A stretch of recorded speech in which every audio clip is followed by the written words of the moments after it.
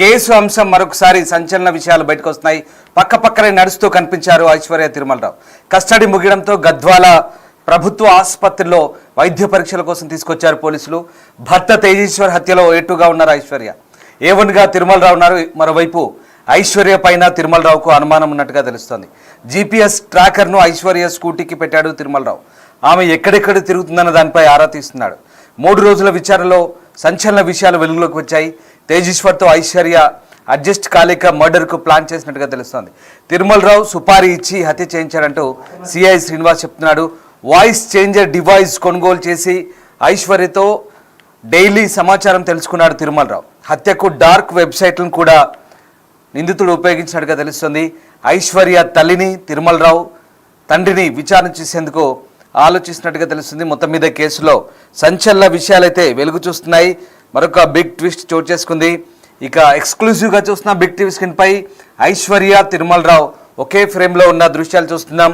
పోలీసులు విచారణ కోసం పిలిపించినప్పుడు ఇద్దరిని కూడా ముఖాముఖి విచారించినట్టుగా తెలుస్తుంది. అందులో భాగంగానే ఇద్దరిని స్టేషన్కి తీసుకొచ్చినప్పుడు పోలీస్ కస్టడీలో ఉన్న నేపథ్యంలో ఇద్దరిని కూడా స్టేషన్కి తీసుకొచ్చారు. దీంతో ఐశ్వర్య తిరుమలరావు ఇద్దరు కూడా పక్కపక్కనే నిలబడ్డ దృశ్యాలు ఎక్స్క్లూజివ్గా బిగ్ టీవీ స్క్రీన్పై చూస్తున్నాం.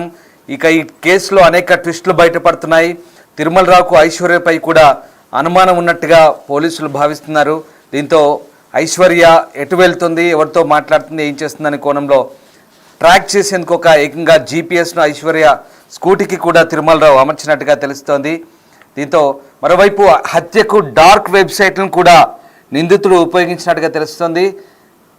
తిరుమలరావు ఐశ్వర్య యొక్క డైలీ సమాచారం తెలుసుకోవడంతో పాటు ఆమెని ఖచ్చితంగా తనతో మాత్రమే ఉండేలా ఒత్తిడి తీసుకురావడంతో ఇక ఆమె తేజేశ్వర్తో అడ్జస్ట్ కాలేక మర్డర్ ప్లాన్ చేసినట్టుగా తెలుస్తోంది. దీంతో తిరుమలరావు సుపారీ ఇచ్చి హత్య చేయించారంటూ సిఐ శ్రీనివాస్ చెప్తున్నారు. సో మొత్తం మీద ఐశ్వర్య హత్య కేసులో అనేక గద్వాల హత్య కేసులో అటు ఐశ్వర్య అలాగే తిరుమలరావు కలిసి పనిన కుట్రకు సంబంధించి అనేక సంచలనాలు అయితే నమోదవుతున్న పరిస్థితి కనబడుతుంది. మా కొలీగ్ శంకర్ ప్రస్తుతం జాయిన్ అవుతున్నారు మనతో. శంకర్, తొలిసారిగా తిరుమలరావు అలాగే ఐశ్వర్యని ఇద్దరిని కూడా ఒకే ఫ్రేమ్లో మనం చూస్తున్నాం. ఎక్స్క్లూజివ్గా బిగ్ టీవీ స్క్రీన్పై మనం అందిస్తున్నాం. ఇద్దరు కూడా పోలీసు విచారణలో ఎలాంటి అంశాలు బయట పెట్టారు, అలాగే ఇంకా అనేక ట్విస్టులు బయటపడుతున్నట్టుగా తెలుస్తుంది. ప్రస్తుతం పోలీసులు ఏం చెప్తున్నారు? సంచలనంగా మారిన గద్వాల తేజేశ్వర్ మరణానికి సంబంధించి మర్డర్ అందిస్తున్నాయి.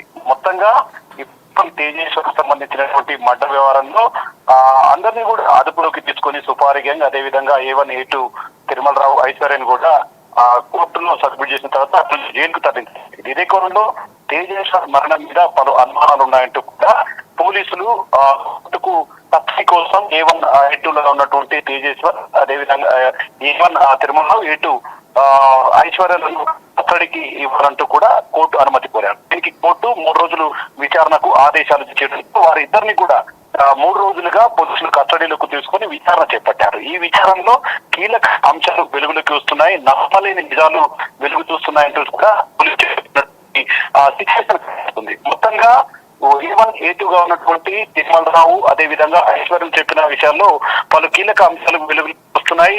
మొత్తంగా తిరుమలరావు గతంలో ఎవరైతే ఐశ్వర్యద గతంలో అక్రమ సంబంధం కొనసాగించిన నేపథ్యంలో ఐశ్వర్యపై కూడా అనుమానాలు ఉన్నాయి. ఐశ్వర్య మీద కూడా పూర్తి స్థాయి అనుమానాలు వ్యక్తం చేశాను.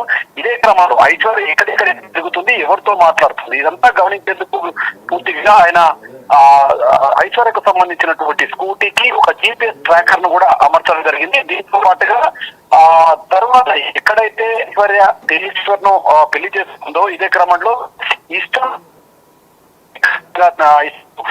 పూర్తిగా ఇష్టం లేని మొత్తంగా తేజేశ్వర్ ను అడ్డు తొలగిస్తే వస్తానంటూ కూడా ఐశ్వర్య ఒకవైపు తిరుమలరావుకు చెప్పినటువంటి సిచ్యువేషన్ కనపడింది.